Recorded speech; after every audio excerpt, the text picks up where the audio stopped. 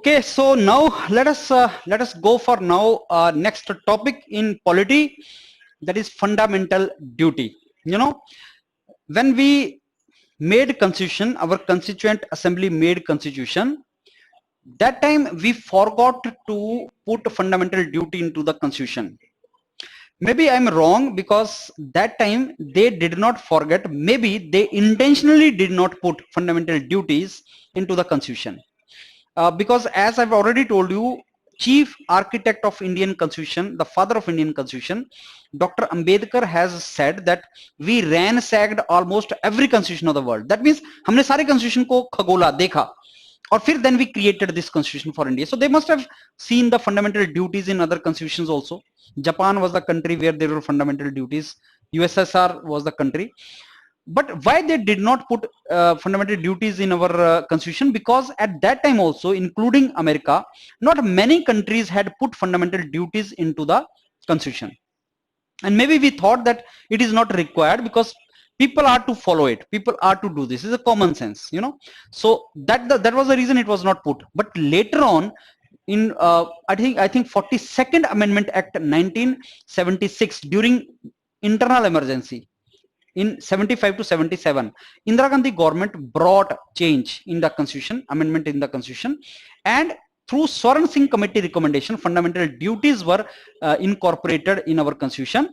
And that time there were 10 fundamental duties, and 11th was added later on when right to education came in power, right? That is how it was. Right to education as fundamental right came.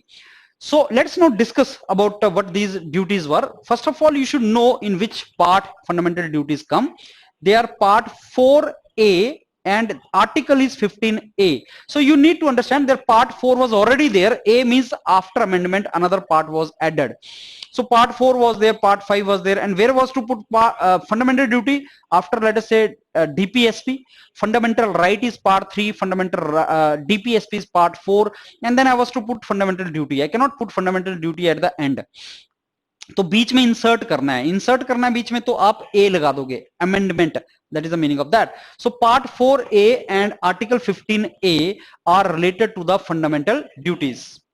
Now, what are the some important points related to fundamental duties? Number one, originally there was no fundamental duty, as I told you. And then later on, through 42nd Amendment Act 1976, on the recommendation of Swaran Singh committee recommendation, this fundamental duty was incorporated in the constitution. They are taken from constitution of USSR. And you know, USSR was a socialist country and Japan is a democratic constitution in the world. And at that time, Japan was the only democratic constitution in the world which was containing fundamental duty. Socialist nation normally put fundamental duties, because socialist nation, I told you, know, socialist nations may government put a lot of obligations on the people to work for the society. This is your duty, you have to do this, you are not to damage the property, you are not to create any trouble, this is your duty, this you should do like this and all. So socialist nations are like that. USSR was like that. But Japan was a democratic nation, and Japan was the only democratic nation that time which was having fundamental duties. Now, fundamental duties are nothing but they are the reminder to the citizens that while they enjoy their fundamental rights, they should be conscious about the duties. They also have some duties for the society, for the nation, for the fellow citizen. We cannot only enjoy fundamental right, we should have fundamental duties also. I mean, if I want to enjoy rights, I should also fulfill my duties. So I am to fulfill my duties for the nation, for the society, for the fellow citizens. You know, this last line is very important. What is the meaning of non-justiciable? That simply means that nobody can approach the court or judiciary that he is not doing this, it is written in the constitution and he is not following there. Now 3 places I tell you in the constitution which are non-justiciable. मतलब उसमें जो लिखा हुआ है, whatever is written there, for that you cannot go to court. Okay, it is written and I am not getting it. What are those 3 places? Preamble. Whatever is written in the preamble, that is a vision document of the forefathers, that our country should be like this. Suppose it is not like this, then you cannot go to the court and say our constitution has written like this and I'm not getting this, right? Second is fundamental duties. There are our duties. Suppose I don't follow that, you should strive to be excellent in every sphere of life. That is our fundamental duty. I should strive for excellence. I should try to become the excellent teacher. That is my fundamental duty. Suppose I'm teacher, I should try to become the excellent teacher. Suppose I don't try to, I don't teach you good, then there is, I mean, you cannot go to court. Okay, sir, he's not striving for excellence, so he should be punished, he should be penalized. It is not possible, non-justiciable. Similarly, DPSP, directive principle of state policy, I'm going to discuss that in detail. Directive principle of state policy is the basically guidelines to the government, to the state, that you should make these kind of policies for the country. You should, like before right to education became fundamental right, and it became basically important for government to provide education to the children. Before it became fundamental right, it was directive principle of state policy. It was, if I'm not wrong, article 45. Now it is article 21A. So right to education, before it became fundamental right, it was mentioned in directive principle of state policy since the constitution came into force. But government was not providing compulsory and free education to the children. Nobody could have gone to judiciary that it is written in the constitution that education should be free and government is not giving us free. Judiciary will say it is mentioned in DPSP. That simply means whenever government will have a resource, then government will provide it. But now it is in fundamental right.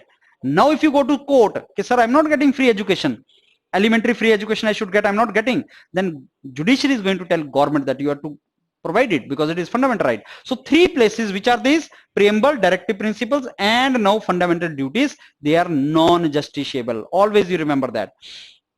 What are the fundamental duties? अब इसको तुम्हें रटना नहीं बोलूंगा, not road memorisation, लेकिन पढ़ना है. और ये फंडामेंटल ड्यूटीज तुम्हारी ना उसमें भी होती हैं, एनसीईआरटी बुक्स में they are mention. What are these? To abide by the constitution, I mean to follow constitution, that is your first duty. Respect its ideals and institutions, national flag, national anthem. So it is our fundamental duty कि जब national anthem चल रहा हो तो खड़े हो जाओ. अगर खड़े ना हो तो क्या होगा? क्या होगा यार, कोई आपको जेल थोड़ी हो जाएगी. ऐसा नहीं होता jail. I have seen many people in the theatres when national anthem is going on, they out of their मस्ती they are not standing. Not कि they can not stand, but they are not standing. What to do then? Nothing can be done. No, like your kid, small kid, you say okay, stand up. The kid saying I'm not standing, is doing nakras and all these things. You can't do anything. So these are fundamental duties, you should fulfill that. National flag, national anthem, respect the constitutional bodies. That is how you have to do. What are the constitutional bodies, institutions? Like president ki office, election commission ki office, high court, supreme court, all these are constitutional offices. Cherish and follow the noble ideals which inspired our national struggle and freedom. I mean, national freedom struggle we will discuss in detail. Our forefathers, our freedom fighters, they were fighting with British to liberate us from them. You know, we should respect whatever they're saying. And in the modern history, you will see Mahatma Gandhi ji was having different approach, Subhash Chandra Bose was having different approach, Bhagat Singh was having different approach, then different other, Nehru, Patel, everybody was fighting for some common cause, though their approaches may be different. I mean, the approach of Nehru, approach of Gandhi ji, difference of opinion were there. Now today, when country is independent, we should talk always high of these people and high of whatever methods they adopted. We cannot sit on judgment whether Gandhi was big or Nehru was big or Subhash was big. We are not to do that. We have to say everybody was very good because they were fighting for common cause, and we have to respect that. This is also our duty. To uphold and protect sovereignty, unity, integrity of India. Obviously, I've explained to you the meaning of sovereignty. We are supreme, we are not under anybody. Unity and integrity. I mean, whenever you find some divisive forces which are trying to divide the country, we are not to entertain that. First we are Indian, then I'm Punjabi, then I'm Maharashtrian, then I'm Tamilian. First I'm Indian.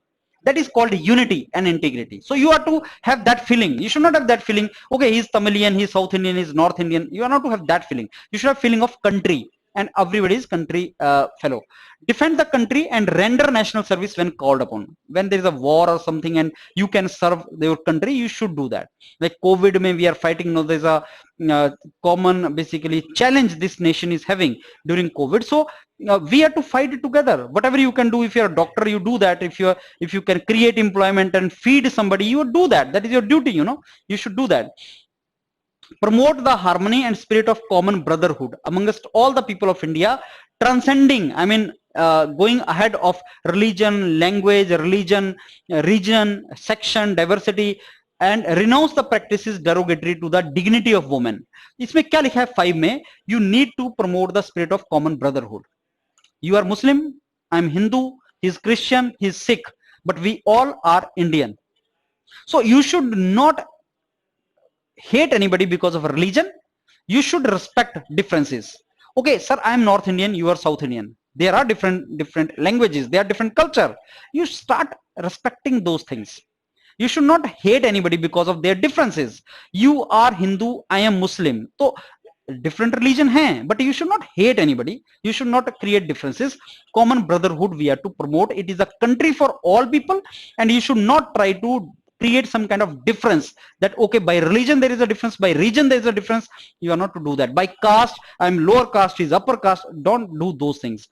And for women, yes, dignity of woman की respect करनी है. So renounce the practices derogatory to the dignity of woman. Whatever practices you are doing which can basically reduce the dignity of woman, that you should not do. You should have respect for women. Value and preserve rich heritage of our composite culture. अभी composite culture, composite word तो तुम्हें पता ही है. India is a very diverse country. You know, that is our beauty actually. If you go from one state to another state, everything changes. Language changes. The people, what they are wearing change. What they are eating, that changes. Their dance will change. Their culture changes. You know, and that is a composite culture. That is the beauty of India. If you go to some other country, no, Europe, you will find everywhere same language, everywhere same culture, everywhere same clothes, everywhere same thing. There is no diversity. So our diversity is our beauty. We need to preserve that. We need to preserve that. To protect and improve the natural environment, forest, lakes, they are our natural resources. We need to protect them. If you do not do that, believe me, this kind of issues will come. I mean, what issues? COVID, ये जितने भी आते हैं ना, natural disaster, earthquake आ जाएगा, natural disaster आ जाएगा, ये सारा तभी आएगा if you do not respect the nature. The nature will show its fury on you. So you need to do that. Develop the scientific temper, humanism, and spirit of inquiry. Humanism, you should have a humanistic approach. You know, you should have sympathy. You should have some that kind of consciousness. You know, humanistic approach you should have. You should not become inhuman in your treatment even to the animals. You should not do that. Scientific temper. What is the meaning of scientific temper? Whatever you are doing, there should be logic in that. Okay, if I kill this dog, then good omen will come. Let's give kind of sacrifice of this animal for some good omen. Barish ho jayegi, it will rain if I sacrifice the animal, or maybe human. So that is there any logic in that? Scientific logic? No. So talk scientifically, or talk scientific logic. When you are saying he is this caste, he is that caste, upper caste, lower caste, are you even talking sense? Is this scientific approach? We are human being, no? We all are same human being. हमारा दिमाग है, hand, legs same. So how can it be different यार? Upper caste, lower caste. What is the meaning of that? So this is how scientific temperament in your life you should have. You will become genuine fellow. Safeguard public property and abjure violence. Violence नहीं करना है. अब violence नहीं करना है. Train को आग लगा दी, बस को आग लगा दी. You are not to do that. You are to public property because that is from our money it comes. When you put train on fire, do you even ask कि किसका नुकसान हो रहा है? रेलवे मिनिस्टर का. That is our own loss, यार. That is nobody's loss. So don't do that. Don't let others also do that. Strive towards excellence. Very, very important for all of you. You are technocrats. You know, you are all educated people. In every walk of life, wherever you are, you are a teacher, you are a scientist, you are executive, you are engineer, you are singer, you are shopkeeper, whatever you are, try to strive towards excellent. Give your best. Try to be the best. That is what you should do, because if you become best, country it's automatically becomes best. You see, if I'm a best teacher, suppose I try to become the best teacher, then my students will learn more from me, and maybe they will see me teaching and they will also become good teacher, and then the problem of teaching will be resolved in this country. If you're a doctor, you try to become very good doctor. Serve the patient well, and others, your juniors will also follow you. सारे country improve हो जाएगा यार. If you ask me, you know, the only trouble in this nation, our country, maybe we don't follow this particular 10th point. We do not strive for excellence. We say, okay, जो मिल रहा है ठीक है यार. It's okay. I don't want to put much effort, because to strive for excellence, you need to put effort. Do you think you will become excellent teacher without putting effort? It cannot be. You need to read a lot. You need to teach a lot. You need to do different experiments. You need to show interest in teachers, students. That is what you have to do. Last में these 10 duties were at the time of 1976 Swaran Singh committee recommendation. This 11th was added later on when right to education came, and this was if you're a parent or guardian, parent of a kid or guardian, somebody is dependent upon you, then it is your responsibility to provide opportunity for education to your child and or the ward child or जो आपके ऊपर dependent है, if he is from the age of 6 and 14. How many years from 6 to 14? 6 plus 8, 14. So 8 years. That is called elementary education, not primary. Primary education is 5 years. Elementary education is 8 years. So first 8 years of education should be free and compulsorily given to the child. That is right to education I'm going to discuss. So this, if you're guardian, then this is your duty to provide your kid that particular thing. Now go through these once and I think you will remember that. Now let me come to 86th Amendment Act. Now some amendment, more than hundreds of amendments are there in Indian Constitution, I told you. उसमें से some are important. Let's say 15-20 amendments, not 15 also. Let's say less than 15 amendment you need to remember. And I will keep on adding that. 42nd I have discussed many times. 86th amendment came in 2002. When, you know, through this amendment, it was said that it is the duty of every parent or guardian to provide the facility of elementary education to their kid. So this duty, 11th duty, was added through 86th Amendment Act 2002. And this 86th Amendment Act 2002 was related to the right to education. Right to education is now a fundamental right under right to life. Article 21 क्या है? I will discuss with you fundamental right. I am going to tell you Article 21 is right to life. It is right to life. This is one of the fundamental rights, right to life. And Article 21A is fundamental right of right to education. So now it is a fundamental right. It is compulsory for government to provide it to us. If government does not provide, we can directly approach Supreme Court, not High Court, directly Supreme Court.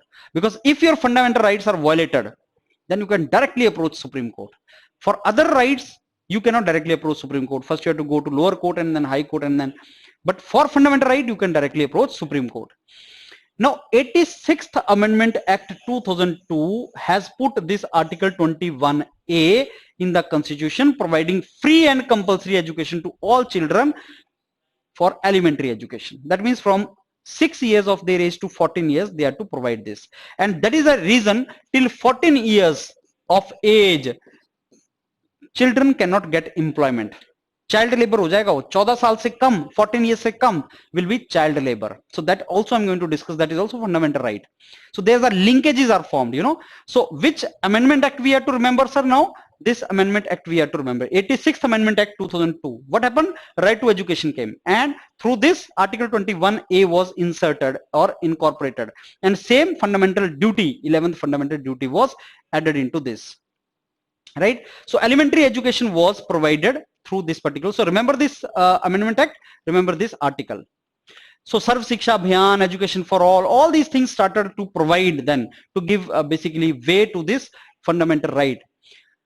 Right to education, actually this Article 21A came in through that amendment, but actually this effect started in 2010 when government got prepared to implement free and compulsory education in India. So what is the meaning of free education? What is the meaning of compulsory education? You should know that. Free means fees वगैरह नहीं ली जाएगी, इसलिए सर्व शिक्षा अभियान में books will used to be given free, खाना भी free, midday meal, everything started through that. I will discuss that sometime later.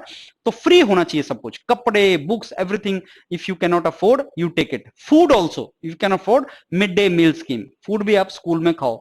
Compulsory because every student should come. No, every student should come. This is your fundamental duty, 11th, to make your kid go there. So if you find some kid is not going to school, this is your fundamental duty. You advise him to go to school and get your elementary education.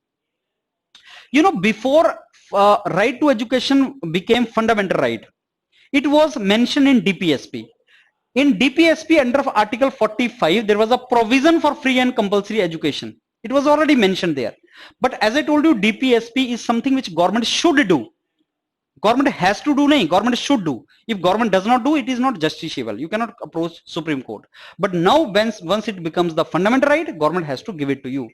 So article 45 of DPSP says government shall endeavor means shall try to provide within a period of 10 years from commencement of this constitution, that is by 1960, free and compulsory education. But 10 years nahi, bahut saal lag gaye. You see, we took lot of time to provide that. Now, before I end up, let me tell you the difference in fundamental right and directive principle of state policy, though I will cover that separately in a video. But what is the difference then? Pehle to fundamental rights are essential rights. They are our political rights. They are our political rights. Directive principles are basically not political right. They are socio-economic rights.